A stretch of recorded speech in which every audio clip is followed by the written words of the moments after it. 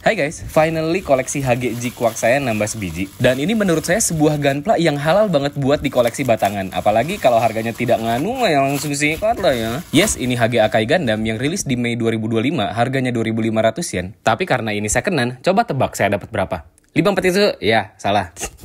Ini saya dapetin harganya under 100.000. To be exact 90.000 sekian lah. Ya bolehlah pembulatan ke atas 100.000 rupiah. Tapi ya dapat segini doang. Tangan kiri cuma dapat open hand. Beam sabernya masih ada. Dan kayaknya ada sebuah part di backpack ini yang hilang deh. Nggak tahu juga. Kondisinya sih oke sangat ya, mulus. Dan tidak terlihat ada noob mark yang bocel-bocel. Ya gunpla zaman sekarang kan noob marknya pada tipis-tipis ya. First impression saya sama Akai Gundam ini kurang lebih mirip G-Quarks. Kayak jir, kecil banget ini. Maksudnya kan biasa megang gunpla tuh yang bentukannya congki ya. Ini slim kecil-kecil gitu partsnya. Kata Gundam langsung review ke bahasan menarik ya. Buat perakitan feels-nya mirip G-Quarks. Desainnya tuh kan agak tidak lumrah ya, tapi struktur perakitannya masih simple. Terus part separation buat menyamarkan simline-nya tuh hampir nggak ketara. Kayak di bagian lengan ini kan ada dua parts tuh, bagian atas sama bawah. Nah si bagian lengan atasnya itu simline-nya ngikutin sudut parts. Sedangkan bagian bawah itu tuh ada garis separasi. Pokoknya kalau nggak ditilik banget, simline-nya Akai Gundam tuh sesubtle itu, nggak kelihatan sama sekali. Yang lucu ini sih di bagian waist. Jadi kan ada simline yang kecil banget padahal. Tapi masih bisa disamarkan pakai part kecil kayak gini yang sebenarnya nggak nyambung langsung ke si simline-nya. Kelihatan nggak sih itu? Jadi nggak ada kan?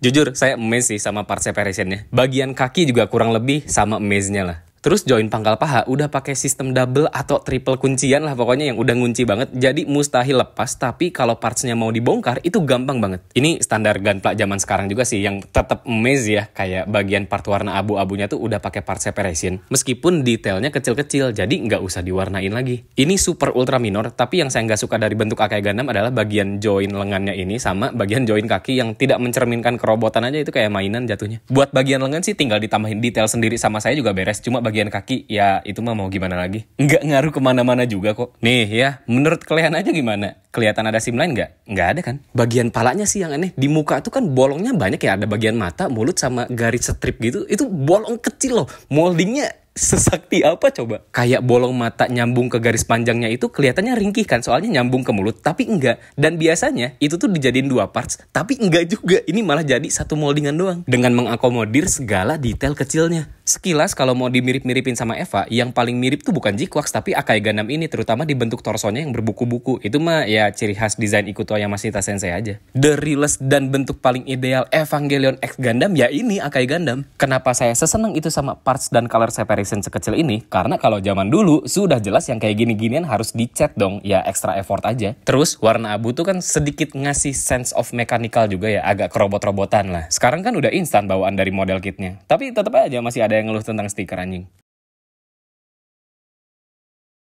Kata Gundam, bahasan menarik selanjutnya adalah artikulasi, karena strukturnya kan udah beda, belum lagi bentuknya yang aneh-aneh. Sebelumnya, pertanyaan paling basic dulu nih, apakah worth di price point 2.500 yen? Jawabannya sangat amat worth. Ini buat kalian viewers atau socks prepper baru, even kalian penonton lama yang aneh banget masih aja suka nanya kayak, bang kalau harga segini worth nggak? Tonton video ini nih. Linknya saya taruh di deskripsi ya, atau kalian punya pertanyaan seputar pergundaman, maaf, tonton aja ya semua video saya, soalnya 92% pertanyaan kalian pasti ada jawabannya di situ. Kata Gundam, terus tingkatkan kemampuan literasi kita semua ya. Buat Miss Color, ya pasti ada-ada aja. Namanya juga bukan pre-painted model kit. Yang patut di-respect adalah, beberapa parts ini kan harusnya pakai stiker aja nggak sih langsung full color. Tapi tidak, lebih milih pakai part separation buat ngasih warnanya. Jujur saya nggak ngerti, di dalam ball joint ini tuh kayak ada 3 titik bolongan atas, bawah, sama belakang. Di jointnya, kalian lihat kan ada sebuah peg yang kalau dicolok tuh, jujur, saya nggak ngerti ini fungsinya apaan. Apakah biar partsnya nggak gampang copot, atau nggak gampang letoy, atau buat nge-maintain fix position atas bawah belakang itu? Sepenakaran saya, kayaknya ini sebuah upgrade deh. Soalnya, tipikal ball joint lengan kayak gini tuh gampang banget lepas. Contohnya, kayak di gunplanya Kamiki Sekai. Bagian torso punya 2 ball joint, pertama di bagian waist sama di bagian tengahnya. Yang paling nge-carry sih ball joint di bagian waist, soalnya bisa ke segala arah sampai bungkuk mampus juga bisa. Nah, yang di bagian torso tengahnya itu, bungkuk ke depan bisa, tapi ke belakang nggak terlalu banyak. Ke samping hampir nggak bisa, bodo amat lah itu mah. Yang paling lucu adalah di bagian pangkal paha dan selangkangan. Akai Gundam tuh kan nggak ada rear skirt, front skirt, side skirt. Jadi elemen desain front skirt RX78 yang bentuknya kotak itu nempel di artikulasi pangkal paha dan mengganggu buat artikulasi naik ke atas. Biar kakinya bisa naik kayak gini, artikulasi waistnya nge-carry lagi. Dengan cara digerakin ke belakang sedikit atau si bagian kakinya dimiringin ke bawah dulu sebelum ditarik ke atas. Buat hardpoint weapon beat yang ada di 3 titik itu, bahu, lengan, sama kaki, itu tuh mantep lah udah solid banget. Belum lagi si beatnya juga kayaknya ya dengan material dan struktur Gunpla kesekarangan kan nggak terlalu berat. Ini nih yang paling saya nantikan. Artikulasi kepalanya Akai Gundam yang kayak CCTV, buset bisa dinaikin ke atas kayak gini. Misah sama artikulasi di bagian leher. Jadi poin artikulasinya ada 3. Di bagian leher yang warna kuning itu bisa maju ke depan, ball joint yang bisa gerak sedikit-sedikit buat diputerin, sama bagian artikulasi kepalanya yang bisa dangak banget ke atas. Sumpah ini jiwa kerobotan saya sangat meronta-ronta lihatnya. Maaf banget, ini kalau ada yang bilang Akai Gundam jelek aja udah aneh. Yang perlu diwaspadai paling gagang beam sabernya aja. Soalnya colokannya balik lagi ke yang cuma seuprit kayak gini. Tapi entah kenapa, somehow ini tuh agak sedikit letoy. Nggak apa-apa ya, mending letoy daripada patah. Terus di saber rack-nya juga pakai ball joint kan. Sebenarnya kalau misalnya mau pakai artikulasi si Akai Gundam ini juga cukup kok buat megang gagangnya. Ya, the more aja sih.